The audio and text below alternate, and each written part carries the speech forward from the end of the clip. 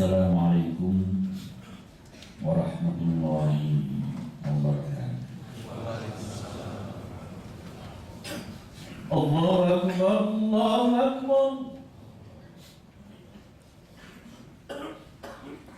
Allahu Akbar, Allahu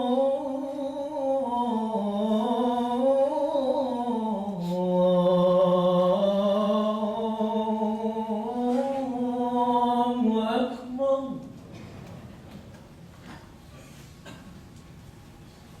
Asyhadu an la ilaha illallah.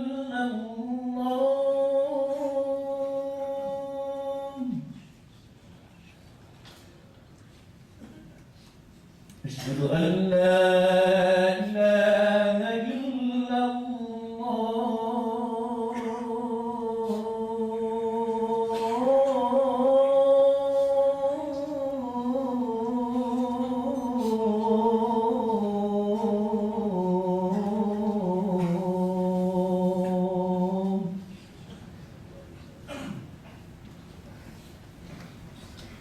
Asyhadu anna Muhammadar Rasulullah.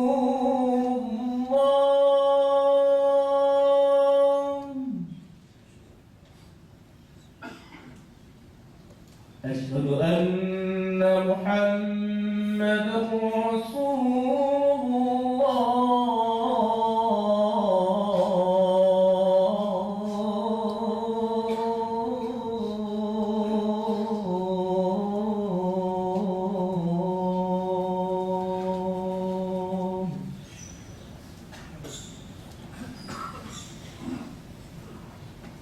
Hayya 'alas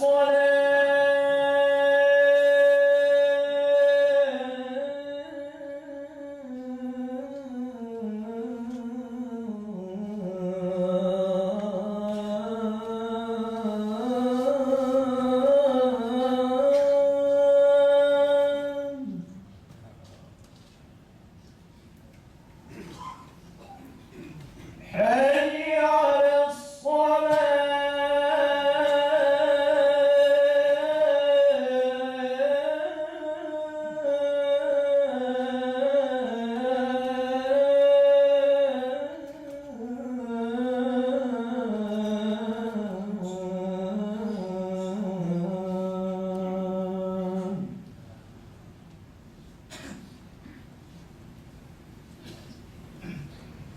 حي على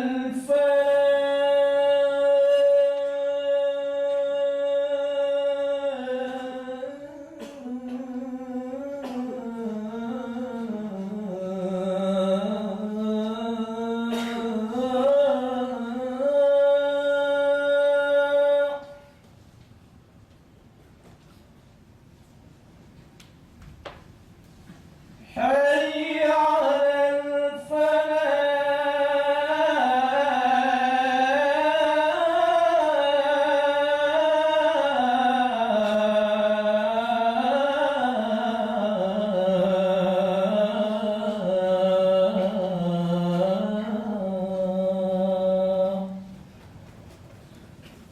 Allahu Akbar, Allahu Akbar. La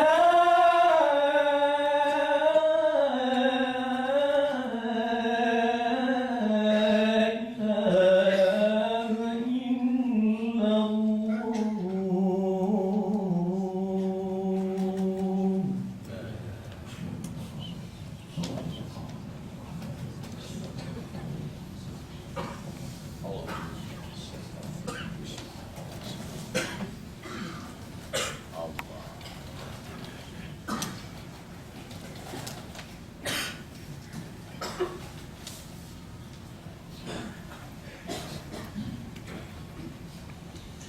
Alhamdulillah, alhamdulillah hamdan katsiran thayyiban mubarakan kama yuhibbu rabbuna wa yarda. Ashhadu an la ilaha illallah wahdahu la syarika lah أن سيدنا محمدا عبده ورسوله اللهم صل على سيدنا محمد سر حياة الوجود والسبب الأعظم لكل موجود عدد خلقك ورضا نفسك مداد كلماتك وزنة عرشك وعلى آله وصحبه أجمعين أما بعد فيا عباد الله أوصيكم ونفسي بتقوى الله فقد فاز المتقون أعوذ بالله من الشيطان الرجيم يا أيها الذين آمنوا لا ترفعوا أصواتكم فوق صوت النبي ولا تجهروا له بالقول كجهر بعضكم لبعض أن تحبط أعمالكم وأنتم لا تشكرون صدق الله العظيم وصدق رسوله الكريم صلى الله عليه wasallam. Sidang Jumat yang dimuliakan oleh Allah, kita awali khutbah yang singkat ini dengan memuji Allah Subhanahu wa Ta'ala. Alhamdulillah dengan segala rahmat, taufik dan hidayahnya, di siang ini kita dapat melaksanakan ibadah kepada Allah di masjid yang mulia ini. Semoga amal kita diterima olehnya. Amin. Amin ya rabbal alamin. Dalam kesempatan khutbah yang singkat ini, mari kita sama-sama merenungkan tentang akhlak atau yang sering kita sebut dengan etika. Sebelum kita berbicara masalah akhlak, kita memposisikan di mana sebenarnya peran akhlak di dalam rangka ibadah kita. Pertama, setiap ibadah yang dilakukan oleh siapapun mempunyai tiga target. Pertama, bagaimana ibadah itu diterima, bagaimana ibadah itu sah menurut hukum, dan itu standarnya itu terserah mau makan apa. Bagaimana ibadah kita sah menurut hukum. Jangan coba-coba sholat maghrib 2 rakaat karena tidak sesuai standar hukum yang sah. Kedua, bagaimana ibadah yang sudah sah menurut hukum dapat diterima oleh Allah. Karena tidak semua ibadah yang sah diterima. Kamin sha'imin laisa lahu min siyami dzalbi wal atas. Banyak puasa yang sah menurut hukum tapi Allah tidak menerimanya. Karena saat berpuasa dia melakukan tindakan yang merugikan sesama. Artinya hubungan horizontal di situ penentu dan penyempurna kita. Banyak sholat yang sah menurut hukum Allah tidak menerima apabila pelaku sholat itu durhaka ke orang tua atau membawa kabur barang majikannya dan sebelum dia pulang Allah tidak akan terima, atau dia memutuskan hubungan silaturahim dengan kakak adiknya sendiri, tidak mau bicara, memutuskan silaturahim, Allah tidak akan terima walaupun sholatnya sah. Artinya target pertama bagaimana sah menurut hukum, target kedua bagaimana diterima oleh Allah, dan itu standarnya adalah hubungan horizontal yang baik termasuk di kantor. Yang ketiga, apa yang diterima oleh Allah itu diterima dengan nilai rendah atau tinggi. Artinya 6 dan 9 sama-sama lulusnya, tapi nilai 9 lain beda dengan nilai 6. Makanya surga pun ada tingkat tinggi, ada tingkat rendah. Jadi target yang ketiga ini adalah bagaimana meningkatkan nilai amal dari segi kualitas, bukan kuantitas. Amal yang sudah sah dan diterima, bagaimana diterima dengan nilai tertinggi. Dalam kesempatan ini, mari kita membahas tentang faktor-faktor apa saja yang bisa mendongkrak nilai amal. Pertama, yang bisa mendongkrak nilai amal adalah ilmu. Orang yang sholat 2 rakaat yang dilakukan oleh orang yang berilmu tidak menutup kemungkinan nilainya melebihi 100 rakaat yang dilakukan oleh orang lain tapi nggak pakai ilmu. Kalau di dalam perusahaan seperti ini, orang yang bekerja dengan membawa ijazah S3 tidak akan disamakan gajinya dengan orang yang bekerja hanya membawa ijazah SMA. Walaupun yang membawa ijazah S3 itu orangnya kecil kan ya. Walaupun orang yang membawa ijazah SMA orangnya tinggi gede, tapi karena faktor keilmuan tadi lah gajinya yang besar. Begitu juga Allah katakan hal yastawi alladziina ya'lamuun wal ladziina laa ya'lamuun. Apakah kamu disamakan nilainya ibadah orang yang berilmu dengan orang yang tidak berilmu? Itu satu faktor pertama. Faktor kedua yang meningkatkan ibadah, nilai ibadah kita adalah faktor motivasi ibadah. Karena tidak sedikit orang melakukan ibadah merasa kewajiban. Merasa kewajiban mesti dia lakukan dengan serampangan, dengan sembarang.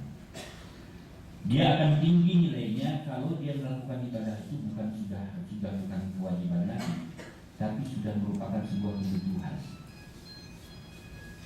Akan meningkat lagi nilainya kalau dia melakukan ibadahnya dengan penuh rasa senang hati. Kalau dalam bahasa hadis, wajulat qurratu aini fi shalah. Dijadikan sholat menjadi sesuatu yang hobi bagiku. Itu kata Rasul. Seperti di kantor, kalau kita melakukan sebuah kerjaan karena merasa kewajiban, mesti tidak akan maksimal. Lain dengan orang yang melakukan pekerjaan karena hobi, dia akan sangat perfect dan sangat maksimal melakukan pekerjaan itu karena memang dia hobi. Begitu juga ibadah. Kalau kita melakukan ibadah hanya karena kewajiban, barangkali nilainya tidak seberapa. Kalau kita melakukan ibadah karena kebutuhan, nilai lebih tinggi. Dan kalau sudah merasa senang dengan ibadah, nilainya akan lebih tinggi lagi. Itu namanya motivasi ibadah. Faktor yang ketiga adalah faktor orientasi. Orientasi ibadah ini ada 3: pamrih duniawi, pamrih ukhrawi, dan non pamrih. Sebagai contoh, orang beribadah rajin ibadah karena pamrih duniawi. Orang yang sakit ingin sembuh rajin ibadah, tapi biasanya setelah sembuh ibadahnya luntur lagi, karena memang orientasinya hanya ingin kesembuhan, pamrih duniawi. Orang miskin rajin ibadah, puasanya, tahajudnya, baca Qur'annya, wah. Tapi begitu dia kaya, sejadah pun dilepas, karena memang pamrih duniawi tidak dapat. Rajin ibadah, rajin puasa karena ingin naik pangkat, setelah naik pangkat ibadahnya luntur kembali. Itu yang mana ibadah pamrih duniawi. Ada lagi meningkat ibadah pamrih ukhrawi. Dia melakukan ibadah ingin sesuatu yang dia dapatkan nanti di akhirat, baik berupa surga ataupun pahala.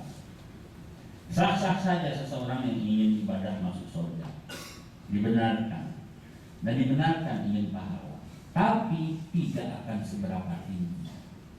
Kenapa? Seseorang melakukan ibadah dengan baik, dengan rajin, hanya ingin masuk surga, tidak seberapa tinggi. Karena ibadah kepada pencipta untuk mendapatkan ciptaannya berarti masih mengambil merendahkan pencipta. Surga itu ciptaan Allah. Engkau beribadah kepada Allah jadikan sarana untuk meraih makhluknya, berarti engkau masih merendahkan Tuhan. Allah juga masih rendah. Makanya kata Rabi'ah Adawiyah, ya Allah, aku ibadah ini bukan karena ingin surga. Kalau aku ingin surga, jangan kau masukkan. Bukan karena aku takut neraka. Kalau aku takut neraka, masukkan aku. Lantas apa kamu beribadah padaku? Aku beribadah kepadamu bukan karena makhluk yang engkau ciptakan, tapi karena engkau sendiri. Engkau mencipta surga. Itu yang kuinginkan. Apa maksudmu? Aku beribadah bukan karena ingin itu dan ini. Aku beribadah karena engkau Tuhanku yang telah menciptakan aku, dan aku hambamu, dan selayaknya aku sebagai hamba sujud dan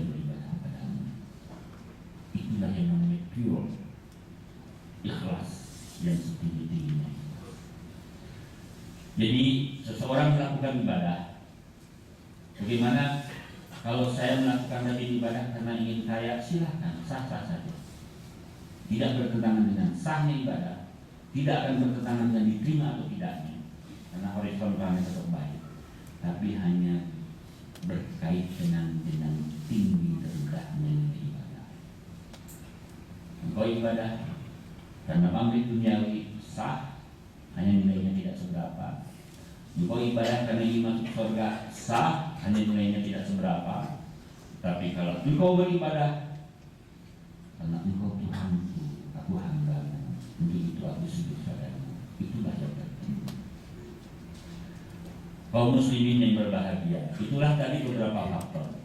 Faktor ilmu, faktor motivasi, faktor orientasi. Ada lagi faktor yang namanya faktor cinta.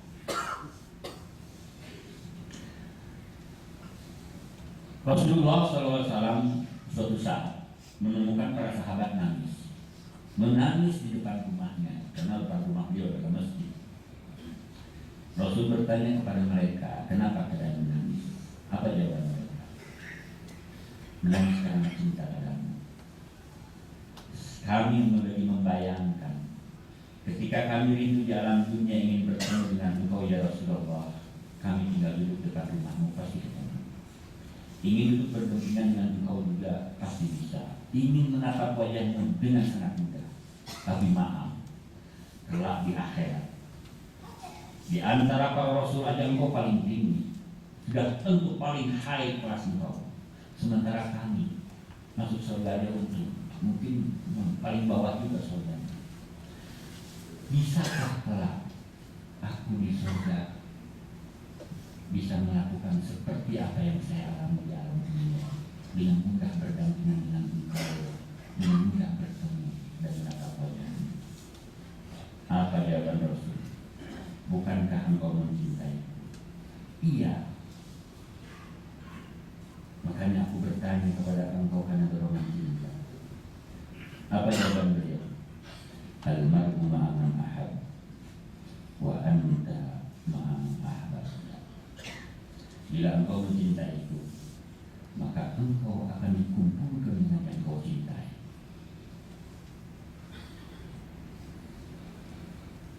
Nah, akhirnya para sahabat pun diam, merasa bahagia. Berarti sebuah ibadah yang dilakukan dengan dorongan dan cinta pada Allah dan Rasul bisa mendongkrak nilai ibadah sehingga mengantarkan derajatnya bisa berdampingan dengan para Rasul, walaupun dia bukan dari golongan Rasul. Rasulullah Rasul terakhir dan tidak ada Rasul setelah beliau. Apalagi kita umat biasa. Tapi kadang-kadang hati dengan dorongan cinta pada Rasul ingin rasanya untuk berdampingan dengan beliau. Apa konsepnya? Apa resepnya? Cintailah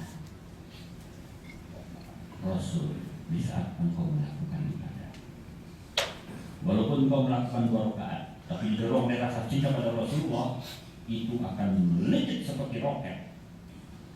Jadi kalau melihat kuantitas amal kita memang tidak seberapa, tapi dengan jurus-jurus tadi kualitas bisa meningkat sehingga bisa berdampingan tinggi mungkin dan berdampingan dengan para Rasul walaupun kita bukan Rasul.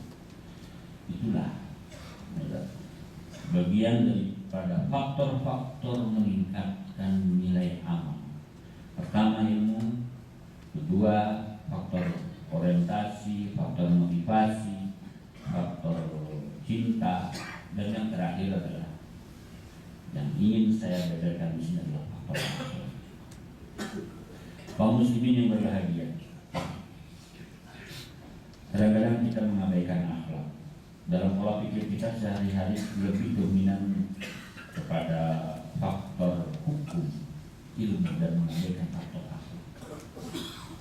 Padahal di sisi Allah, akhlak mempunyai nilai yang sangat tinggi, yang sangat tinggi. Ambil contoh, Rasulullah SAW pernah suatu saat bersabda, Innal mu'mina bi husni khuluqihi la yasil ila darajati shaim alladhi la yaqtur wal qaim alladhi la yaqtar. Seorang yang beriman dan dengan akhlaknya yang bagus, dengan yang baik dengan terhadap sesama, dia mempunyai nilai di sisi Allah melebihi nilainya orang yang puasa nggak berhenti-berhenti dan sholat tahajud semalam suntuk nggak berhenti-berhenti. Bayangkan. Kadang-kadang orang dengan amal ibadahnya amat standar, tapi dengan akhlak yang bagus justru meningkatkan nilai ibadah yang sangat tinggi.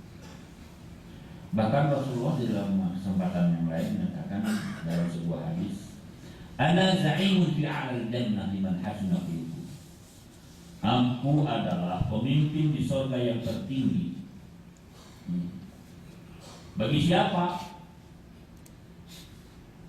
Yang perlu diamati di sini, surga yang tertinggi, Rasulullah tidak menyebutnya bagi orang yang terbanyak puasanya, terbanyak sholatnya, terbanyak. Tidak.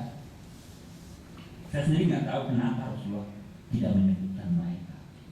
Tapi satu-satunya yang disebutkan oleh beliau adalah bagi orang yang terbaik akhlaknya.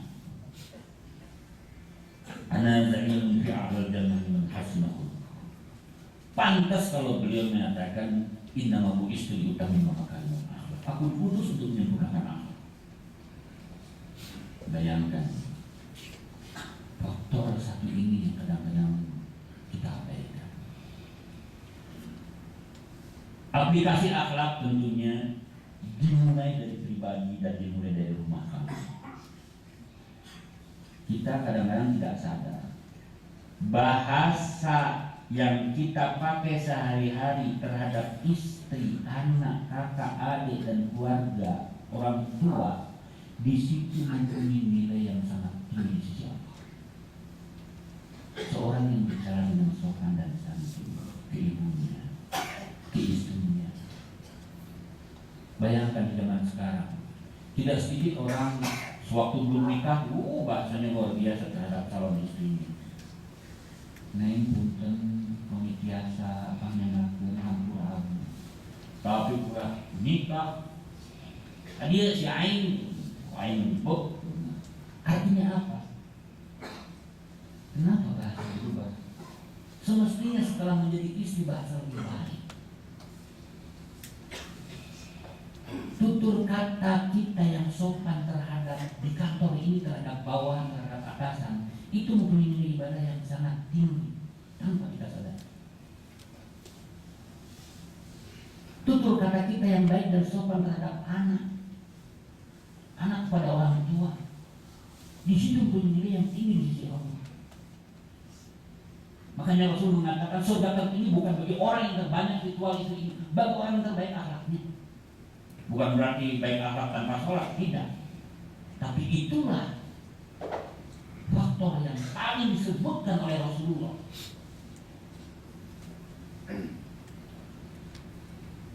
Kaum muslimin yang berbahagia, dari hubungan antar sesama manusia, di sini banyak nilai ibadah yang tanpa kita sadari. Saya ambil sederhana. Ada sebuah hadis yang mengatakan begini. Ada seseorang, dia ingin bersilaturahim kepada kawannya. Allah langsung menunjuk malaikat untuk turun ke alam dunia, menyegat di jalan. Tanya mau kemana? Turunlah malaikat itu dalam hidup manusia yang kelak. Ditanya mau kemana? Saya mau ke kawan. Ada perlu apa? Mau nagih hutang? Enggak, saya nggak punya tagihan. Perlu proyek? Enggak. Pengen naik pangkat? Enggak. Apa tuh? Hanya karena rindu. Takut kalau dia sakit, takut kalau ada apa-apa. Hanya karena rindu. Dilaporkan sama Tuhan. Ya Allah, dia pergi bukan karena kepentingan itu dan ini, hanya karena tulus, hanya karena rindu karena Allah Subhanahu wa Ta'ala. Billahi ta'ala. Apa jawaban Allah? Saksikan. Detik ini juga aku ampuni semua dosanya. Detik ini juga aku kabulkan. Detik ini juga aku angkat derajatnya menjadi kekasihku. Bayangkan silaturahim kepada sesama yang kadang-kadang kita anggap sepele, di sisi Tuhan mempunyai nilai yang tinggi.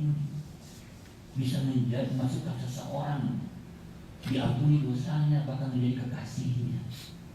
Kalau kita pikir-pikir, silaturahim itu kan ibadah kuin lah, ibadah undangan, ibadah jalan-jalan, tapi justru itu nilainya tinggi. Kenapa? Karena barangkali Rasulullah sudah bisa memprediksi di akhir zaman seseorang berkunjung karena ada kebutuhan, mana ada yang terus Raden datang juga butuh, kalau butuh pokok. Dia hormat selagi aku jadi direktur, selagi tidak jadi direktur ada yang tanya. Itulah kita. Mana kita tulus? Datang tulus, bukan karena kepentingan, karena lillahi ta'ala. Sampai Rasulullah Allah Subhanahu wa taala menyatakan dalam sebuah hadis qudsi, sab'atun yudhilluhumullah yauma la dhilla illa dhilluh. Ada 7 golongan manusia yang mendapatkan perilaku yang spesial dari Allah nanti di padang mahsyar. Siapa mereka? 2 orang yang bersahabat karena Allah, bukan karena kepentingan. Dia berkumpul karena Allah dan berpisah karena Allah, bukan karena kepentingan. Nilainya tinggi, betapa nilainya tinggi ibadah. Itu ibadah tinggi, tapi itu justru diabaikan. Terutama yang paling kita abaikan adalah etika kepada Allah dan Rasul.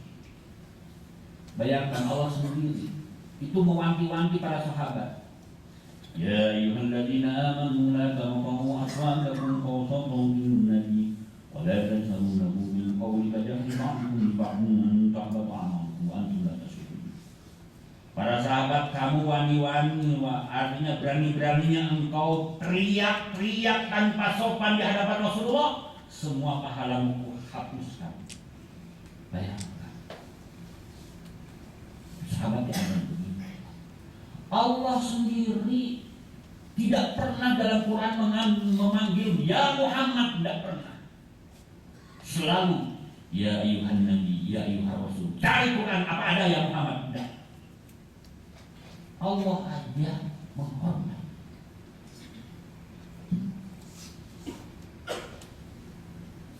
Terutama banyak dari antara kita yang tidak punya etika terhadap Allah. Hukum jelas banyak dilanggar, apalagi etika. Saya salah ambil contoh.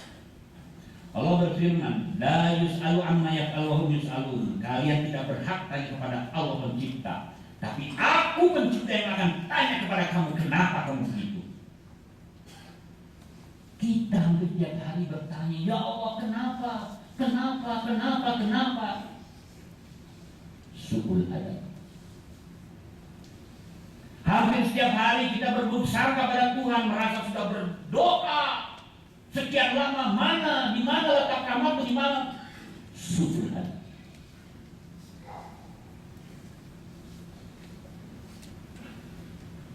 Pantas kalau Allah Subhanahu wa taala memuji Rasul, wa innaka la'ala khuluqin 'adzim. Coba bayangkan, sampai Tuhan membalas persangkaan kita semua. Wala yahsabanna alladziina kafaru annama numli lahum khairun li anfusihim innama numli lahum liyazdadu isman wa lahum 'adzabun muhin. Hampir kita semuanya menyangka, ya Allah kenapa itu orang kafir, kenapa itu orang banyak dosa, justru dipermudah rezekinya. Aku yang ibadah ini kenapa? Apa kata Tuhan? Jangan kau sangka Tuhan memberikan itu baik bagi mereka. Tidak. Sengaja diulurkan agar mereka mudah berbuat dosa sehingga berlipat ganda azabnya. Allah menjawab buruk sangka kita kepada Allah. Ammal insanu idza mabtalahu rabbuhu fa'akramahu wa na'amahu fayaqulu rabbi akraman. Wa amma idza ma qadara 'alaihi rizqahu fayaqulu rabbi ahanan. Wa ammal insanu idza mabtalahu rabbuhu fa'akramahu wa na'amahu fayaqulu rabbi akraman. Tidak sedikit manusia yang berburuk sangka kepada Aku. Dia menilai aku yang sudah sempurna boleh dinilai oleh Engkau. Kamu yang akan saya nilai, bukan kamu menilai aku yang sudah sempurna. Engkau menilai aku dari apa yang kau terima. Itu semuanya ujian bagi kamu. Jangan kau menganggap Tuhan tidak ada rahmatnya ketika engkau dicoba. Di mana letak rahmatmu? Itu semuanya ujian. Kau tahu nggak kalau aku Tuhan? Itu letak Tuhan. Ketika Tuhan memberikan kenikmatan, engkau sangka Tuhan memuliakan aku. Ketika engkau mencoba kamu, engkau menghinakan aku. Apa kata Tuhan? Karena tidak. Bukan itu. Hidup ini adalah ujian. Jangan kau berburuk sangka pada Tuhan. Tuhan sudah sempurna. Jangan kau nilai dengan apa, dengan standar apa yang kau terima dari Tuhan. Ketika aku mendapatkan berarti Tuhan memuliakanku. Ketika aku mendapatkan berarti Tuhan menghina. Tidak. Bukan itu. Engkau telah berburuk sangka pada Tuhan. Engkau telah beretika jelek pada Tuhan. Padahal Allah Subhanahu wa ta'ala jelas. Allah pencipta, kamu diciptakan. Allah pemilik atas segala ciptaannya, kamu bagian yang dimiliki. Allah pengatur, kamu bagian yang diatur. Maunya ngatur Tuhan, maunya milik Tuhan. Maunya minta. Untuk itulah kita kembali kepada judul kita pertama. Target ibadah kita ada 3. Pertama, sah menurut hukum. Kedua, diterima. Ketiga, diterima dengan nilai yang tinggi. Sah menurut hukum standarnya fikih. Diterima standarnya horizontal yang baik. Diterima dengan nilai yang tinggi. Di sini banyak faktor. Ada faktor ilmu, ada faktor cinta Rasul, ada faktor motivasi, ada faktor orientasi, ada faktor etika dan akhlak kepada Allah dan Rasul dan bersama manusia. Mudah-mudahan kita dengan khutbah yang singkat ini kita dapat melaksanakan ibadah kepada Allah dan mendapatkan nilai yang sangat tinggi. Aku qouli hadza wa astaghfirullah li wa lakum. Saya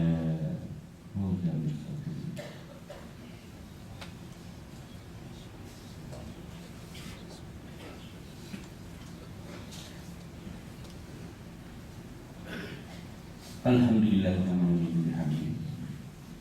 Asyhadu an la ilaha illallah wa la syarika lahu.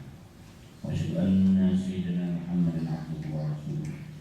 Allahumma shalli ala sayyidina Muhammad wa ala alihi wa sahbihi ajma'in, amma ba'd. Ibadallah, usikum wa nafsi bitaqwallah. Faqad fazal muttaqun. Sebagai penutup, berbahagialah orang yang dalam hidupnya penuh dengan etika. Etika terhadap di rumah, terhadap orang tua, istri dan anak. Mulailah kita belajar beretika tinggi karena di situ ibadah tinggi, insyaallah. Kalau selama ini kita berbicara kasar pada istri sendiri, mulailah nanti pulang ke rumah merubah bahasanya bahasa yang sama, walaupun itu istri sendiri. Jangan mentang-mentang di rumah punya beban itu ngomong seenaknya. Mereka juga manusia seperti kita Allah. Hanya saja status mereka yang berbeda dengan kita. Tidak menutup kemungkinan beban yang kita suruh setiap hari nanti derajatkan di surga itu milik kita. Tidak menutup kemungkinan. Sopanlah terhadap mereka, sopanlah terhadap situ. Jangan main marah. Sopanlah terhadap bawahan. Kalau kalian di sini menjadi direktur atau menjadi atasan, jangan seenaknya berkata kepada bawahan. Mereka juga manusia, sangat terjaga insyaallah. Kata-kata yang akhlak ini menjadi situlah menunjukkan pribadi dan situasi. Allah akan menjadi sangat tinggi. Semoga kita diberi hidayah oleh Allah untuk dapat menerapkan akhlak yang mulia, baik di keluarga, baik di kantor, baik akhlak mulia terhadap Allah dan terhadap sesama. A'udzubillahi minasyaitonir rajim. Allahumma salli ala nabi ya ayyuhalladzina amanu sallu alaihi wa sallimu taslima. Allahumma salli ala sayyidina Muhammad wa ala ali sayyidina Muhammad. Sallallahu alaihi wa sallam kulli sahabati ajma'in. Amin. Allahumma innaka afuwwun karim tuhibbul afwa anna. Allahumma a'ti bi qawlina wa qawla abaina wa ummatina wa dhurriyyatina min an-nari ajma'in. Rabbana ighfir lana wa